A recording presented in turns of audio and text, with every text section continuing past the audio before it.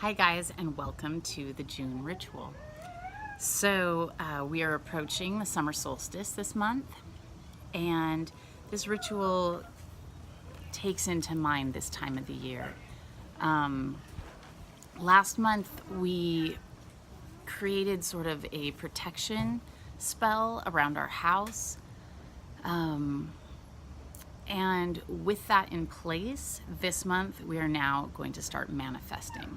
So how I view the summer solstice is this is like one of the most productive times of the year. Everything's in full bloom. And if we look at our own lives in relationship to how the earth changes and what the earth is doing, we see a lot of parallels. And so just like we've come out of hibernation from winter, the spring solstice has, been inviting us to basically shake off the winter coldness, the winter sleepiness, consider getting back out there in society, socially. And then so many things about just the warm weather opens itself to us being in public spaces more. The days are longer, so we're not as pulled to get back to home and snuggle up and go to bed early. We might want to play a little longer and stay out a bit longer and be out with other people longer. And so that puts us more in the realm of, socializing. And also, it's such a productive time of the year. I really try to, for myself and I support others to take time off during the winter months and kind of recede a bit.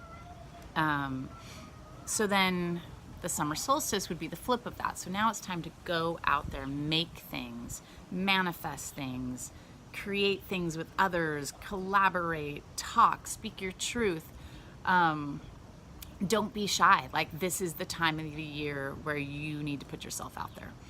So I'm also going to piggyback on another ritual that we had in April, I think, where we connected with the Fae wood. And so we're going to use the fairies in this ritual again, but we're also going to create a sigil. And so with that all being said about the summer solstice, I think this is a great time to manifest. So we're going to put ourselves out there, and now we are creating things. So we're not being shy anymore. We're saying exactly what it is we want, and we are going to make it come to be. So sigils is a really cool way to do that. And you basically start with a sentence, something that you want to make happen. And try not to be broad. Try to keep it really succinct. Bless you, baby. And you start by writing out your sentence. And again, you also want to make it the way that you write it, instead of saying, I want this or I want that, say, I am this, I have that, those kinds of things. It's more powerful. And you really want to see yourself having that thing. And as you write it, think about what the impact is on you having that thing. So you write it all out, then you knock out all of the vowels. Knock out the vowels. Then you go through the whole sentence and you knock out any repeating consonants. And so when I say knock out, you just remove them. So I just put an X through them because we're not going to need to keep repeating those same letters. And then what you're going to end up with is, a bunch of letters. Here's one that I did that kind of are a scrambled mess. It doesn't mean anything anymore, and that's perfect because this is where it starts to go into the abstract part of your mind. So this is going to work a lot like how a logo works.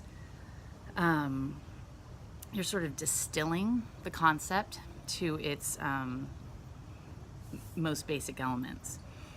And then once you have all these letters, now you're going to start playing with them visually. So you might write them all in caps and look at them, kind of squish them together. You might start putting different letters on top of each other. You may take a component, like let's say the rounded parts of a bee, and turn those into 2 half circles that you use elsewhere, or use in a completely different way, like turn them around or separate them and put one on each side. Or so this is where you get to then be kind of creative and crafty, and it's all about the time that you spend doing this is what helps make the sigil really powerful. So here then I ended up with this image after many trials. And so that's the first part of this ritual. The second part of this ritual is you are going to rip out, or you actually rewrite it. So you do one last version of it on a piece of paper that you're then going to use for the next part of the ritual. And the next part of the ritual is outside. You can do the writing of the sigil inside, outside, whatever, it doesn't matter. But the next part is important, that it is outside. You're gonna find a tree. So I have a pretty concrete backyard, but I do have some lovely trees. So I've been using one in specific when I work with the Fae.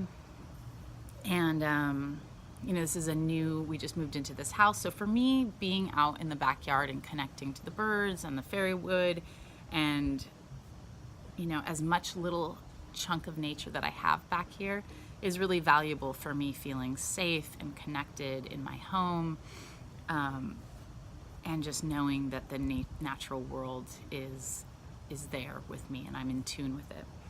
So creating these relationships with our little chunks of nature, and for those of you who did the ritual where we entered the Fae wood, you might have a relationship, you know, blossoming with one of your trees. So I'm going to go back to the tree that I used in that ritual, and I'm going to cut out my sigil. And once you download the PDF, you'll have all the spell work will be in there. And basically we're gonna pin or tie, like definitely touch your trees, see what the energy is. If you feel like pinning it feels too pervasive, then, you know, you can like, you know, tie the, you can come sit in my lap, but I can't help you with your water right now. Or you can tie your sigil to the tree if that works better for you and your tree. So then what you're gonna do is every day for 5 days, here, come sit in my lap, honey. Every day for the next 4 days, you'll do it once, and then 4 days afterwards, you'll be we're gonna activate our sigil in sort of a slow, organic, unique way, and we're going to use the Fae to help us. So each day our sigil will be pinned to the tree, and each day we will go to it and we will say a quick spell, basically calling on the Fae to help activate it and help manifest this thing. We want to connect to nature, and going out there 5 times in a row will help underscore this relationship that you have. And a big and don't forget to bring treats. You always have to bring offerings to the Fae, okay? So then at the end of the 5 days, you will